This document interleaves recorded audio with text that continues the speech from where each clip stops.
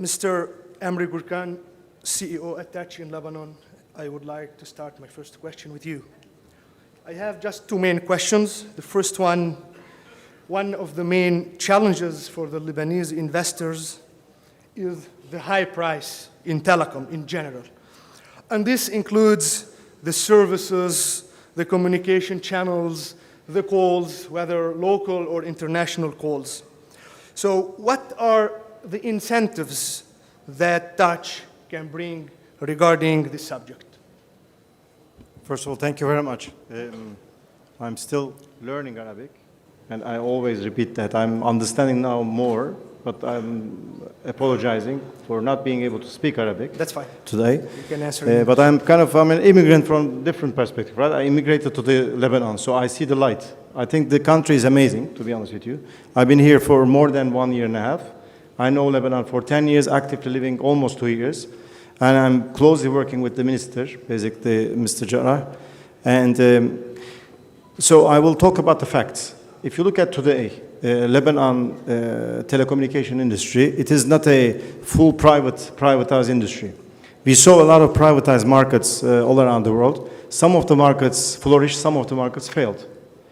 If you take an example of the United States, which is extreme capitalism, basically, with the full competition, they still maintain their high prices compared to some other regions. But another example of Europe, some of the European countries, after the privatization, they are unfortunately not providing a good service in terms of prices. They have very low prices, but very deteriorated services as well. Another example is Turkey. They privatized the industry. They lowered the prices. Our prices in Turkey much lower than 1/10 of Lebanon prices. Unfortunately, when I visit Turkey, I don't have the same service when I get in Lebanon. Lebanon telecom service is not bad, I can tell you. Yes, data, there are issues, historical issues. And yes, fiber optic has been always a case, unfortunately. But with this ministry, basically, let me just give you some facts. Last 1.5, 2 years, basically, they reduced the prices multiple times because in the end of the day, we are obliged to what the ministry tells us to do in this sector because it's a public-private partnership.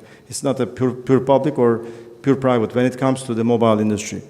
But we provided 1 hour free for the postpaid, 5 times more data on the same price now compared to like a couple of years.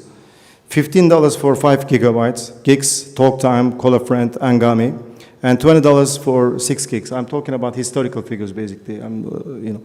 If you do the calculation, the difference in pricing is around 44% compared to a couple of years back. So during this ministry, I think His Excellency has been working heavily on the data price reduction, not only on Ojero, but also on the mobile for us.